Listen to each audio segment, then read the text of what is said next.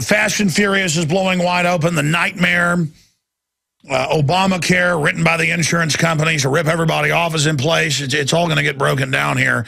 But they've got him in contempt. But, I mean, Holder's just the front man for all this.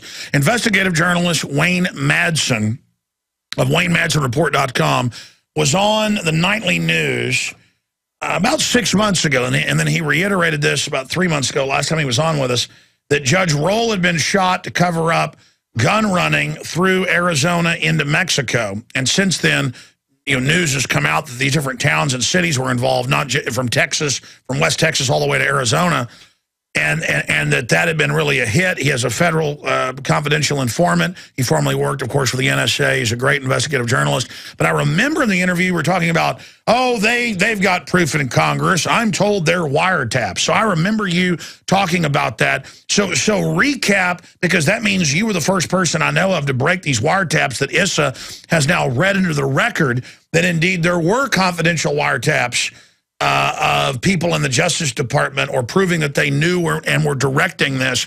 I mean, this is amazing. I mean, tell us what's really going on here and how deep Fast and Furious goes. Well, NSA has for some time had the authority to listen in, eavesdrop on the phone conversations and now the email, of course, of any government official, including the Attorney General. Now, they do that for communication security purposes, but it's obvious that they're wiretapping and they uncover any kind of information, especially that which may involve a foreign intelligence operation. They will maintain those wiretaps. Certainly NSA would be very interested in anything having to do with shipping guns to two of the worst drug cartels, the very bloody and violent Zetas and Sinaloa cartels in Mexico. But now we have a Royal Canadian Mounted Police report came out not long ago about guns being shipped up Interstate 75 from as far south as Florida into Ontario. So it's not just Mexico, it's Canada. And a couple of weeks ago, a National Guard member in North Carolina was arrested. He was with Special Operations or Special Forces for the North Carolina National Guard, was arrested for shipping guns into China, into 16 cities and provinces in China. And the FBI and the Ministry of Public Security in Beijing jointly busted that operation. So it looks like guns are being shipped out of the United States, Mexico, China for the purpose of destabilization. That would be a foreign. That would be. And they've been catching Navy SEALs shipping hand grenades and guns that you don't get at a gun shop into Mexico. A few months ago, you talked about the Special Forces Army veterans.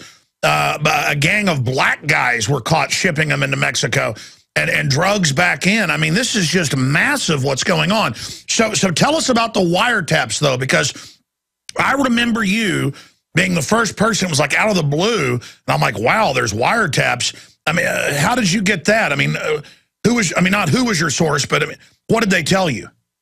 Well, as I said, NSA always listens into the communications of government officials. And now they have even more authority under Intelligence Directive 700, which was issued by a former retired General James Clapper, the Director of National Intelligence, after the leaks on the White House kill list for the drone attacks and also the flame malware virus that infected Iranian computer systems. Now they have even more authority to do wiretaps of government officials to plug leaks. Essentially, that's what it's about. So, but they've had this for quite some time. So, again, the information is that Holder and especially the people under him were being listened in on, ostensibly for communications security. But we know after the Bush administration, that's just a mantra that's used to cover up listening in on government officials. It was done to Colin Powell when he was Secretary of State,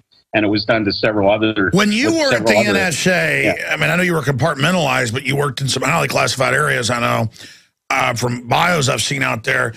I mean, what was the level of spying then compared to what it is now?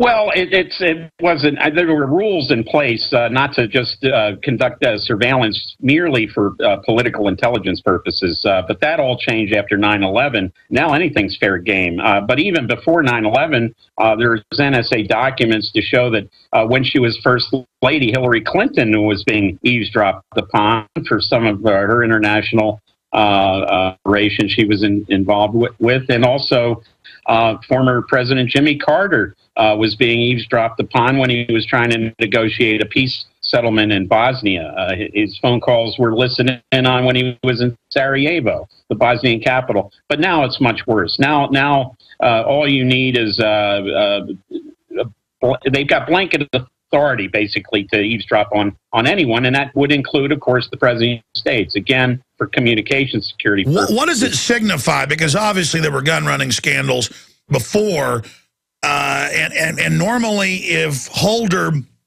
played the card that I predicted he would, that, hey, Bush did some gun-running scandals as well, normally that would make him back off. But Issa and the Republicans aren't, which I say is a good thing overall. But what type of war is going on? What's happening right now in Washington? Well, let's see how far Issa will go, because back when Blackwater was under investigation in 2007, when Henry Waxman was chairman of the same committee that Issa's chairman of now, Issa was a big defender of Blackwater. Now we know, and that was at the time when some ex-Blackwater employees were arrested for smuggling weapons from the United States into Iraq.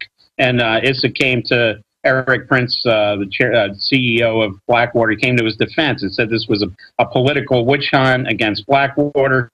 But if he is aware now of other information, and he actually sent a letter last year to the White House saying, hey, look, some of Waxman's questions were never answered. I'm not happy with that. I want answers. So he may be on to something, but let's see how far he goes, because I think that this is a intelligence operation, probably a very compartmentalized operation that's allowing weapons to go into Mexico, China, and now we know, and it may be for purposes of political destabilization.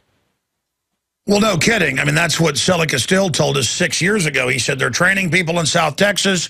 When Calderon gets in, the Civil War is going to start. It's meant to destabilize and knock out cartels controlled by the Mexican government so the big banks can fully monopolize it. But those Mexican cartels, allied with their own systems, have been, in many levels, defeating the Goldman Sachs, J.P. Morgan, Wells Fargo army.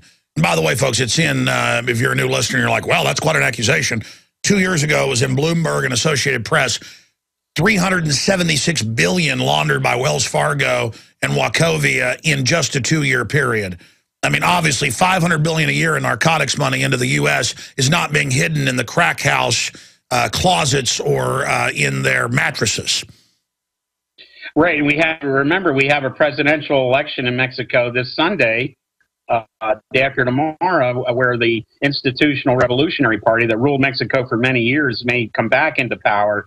And the presidential candidate has talked about coming to some sort of agreement with the cartels. Now, obviously, that's not music to the ears of the people in Washington. So there'd be a great interest in trying to keep things in Mexico the way they are, with the high level of terrible violence being committed, beheadings and everything else. But this has a link, of course, to the guns that are being shipped into Mexico and were shipped under Fast and Furious. And now we have information that Governor Brown in California, Governor Perry in Texas are both investigating the involvement of their own National Guards in weapons smuggling and embezzlement of National Guard funds. So it is getting crazy. In the few minutes we've got left, Wayne Madsen, you always drop big bombshells on us. Any other tidbits that I haven't brought up that you think are important dealing with Fast and Furious and all the rest of this? Well, I would just keep a close eye on what happens now. Obviously, there's going to be a civil charges filed with the contempt resolution. The criminal thing won't go far, because why would Holder want to investigate himself? It'll be referred to the U.S. attorney for the District of Columbia, but that individual works for Eric Holder. So I think we won't see anything there. The only way we'd see any investigation is to see the independent special counsel come back, but that comes and goes depending on the political winds in Washington. We certainly had one during Watergate. We had one for Whitewater. So basically it's about political point scoring, but it could get out of hand. You're dead reckoning. Will Obama go the way of Nixon, or does he have too much dirt on the other kleptocrats? I think this is, we talked about Mexico, but this is a Mexican standoff. Basically, they have the dirt on one another. I don't think Issa will really go that far if he starts to expose the involvement of people, the CIA and other agencies that may be involved in this weapons smuggling for intelligence covert operation purposes. Well, sure. I mean, we already knew years ago 8 agencies were involved. It's drugs coming back in. I mean, that's in federal court. And now we're seeing all the whitewash articles out there. This is just another Iran-Contra. Do you agree with that? Oh, I think that's it. And, you know, the problem is when the intelligence agencies get this kind of power, which they have, they've never had this much power in the past. They're going to abuse it. They're going to take advantage of it. And we get, you know, the situation with embezzling funds like we saw during Iran-Contra. And that's what the globalists want is everybody corrupt. Wayne Madsen, have a great weekend. Thank you so much for that report. Good to be with you, Alex. You bet. WayneMadsonReport.com is his site. Infowars.com is ours. Okay, we're going to go to Dean, Quentin, and others straight ahead. Stay with us. Your calls up next. Now, there are hundreds of great products at InfoWarsTeam.com, but I want to point out the 3 that have helped me lose 37 pounds in just 2 months. Products like Beyond Tangy Tangerine, Pollen Burst, and Rebound. When I started taking the Tangy Tangerine and other products every day, I lost more than 37 pounds in just 2 months. Now that's results. I want to challenge my listeners to go to InfoWarsTeam.com and to order just 3 of their products, and you will see the changes in the way you look, feel, and in your appetite almost immediately. Start your journey to health and wellness today. InfoWarsTeam.com.